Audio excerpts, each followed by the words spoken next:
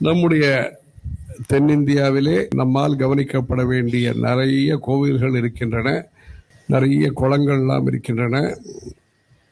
அதுபோக இது போன்ற இடத்திலே, காஷ்மீர் போன்ற இடத்திலே, நார்த் ஈஸ்ட் திரிபுராவிலே பிலக் என்று ஒரு இடம் இருக்கிறது, ஊனகோட்டி என்று ஒரு இடம் இருக்கிறது. அருமையான சிற்பம், மகாபலிபுரம் சிற்பம் போன்று அந்த கங்காவதரணம் செதுக்கப்பட்டிருக்கிறது. அந்த ஊனகோட்டி என்கிற இடத்திலே, பிலக்கு என்கிற இடத்திலே அந்த சூரியனுடைய விக்கிரகம் இருக்கிறது.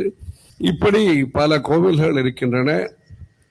அந்த மொஹஞ்சதாரா, ஹரப்பாங்கிறதுலாம் எப்படி இருந்திருக்கும், அதையும் நாம இந்த அனுமானத்தின் மூலமாக அதை நாம் ஒரு யோசிச்சு பார்க்கணும்.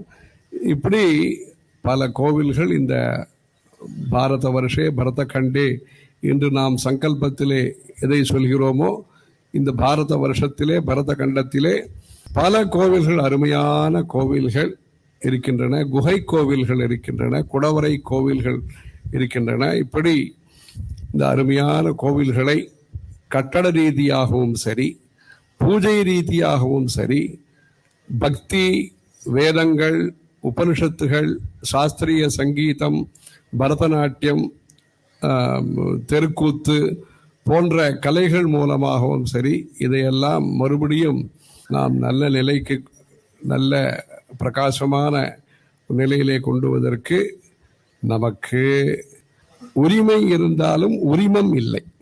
ஹர ஹர சங்கர்.